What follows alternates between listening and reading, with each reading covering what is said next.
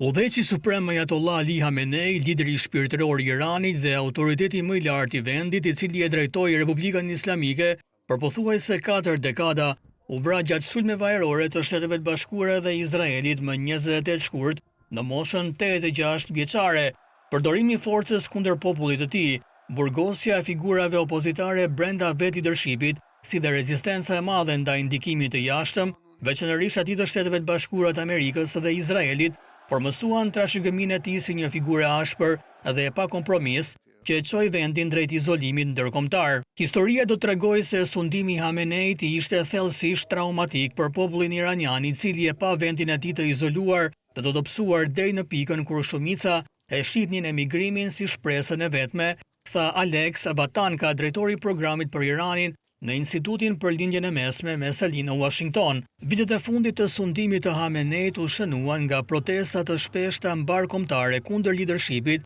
dhe nga shtypje vdekjeprurëse shtetërore që lanë mijëra demonstrues të vrarë. Protestat për koston e lartë të jetesës në 2017, çmimet e karburantit në 2019, mungesa e ujit në 2021 dhe vdekja në paraburgim me Mahsa Aminit, një grua e re që dyshohej se kishte shkelur ligjin për hijabin në vitin 2022, pasqyruan në rritjen e sentimentit kundër regjimit në Iran, por protestat më vdekjeprurëse kundër Republikës Islamike shpërthyen në fund të dhjetorit 2025 dhe vazhduan në fillim të janarit 2026. Trazirat u shtypën brutalisht me organizatat për të drejtat e njeriut që konfirmuan mbi 7.000 të vrarë, por paralajmëruan se numri real ka gjasa të jetë shumë më i lartë. Disa vlerësime flasin për 4 fishin e shifrës së konfirmuar. Khamenei kur nuk mori përgjegjësi për rritjen e pakënaqësisë kundër sundimit të tij dhe në vend të kësaj fajsoi aktor të huaj për protestat kundër leadershipit, duke pretenduar se ata synonin dobësimin e Republikës Islamike.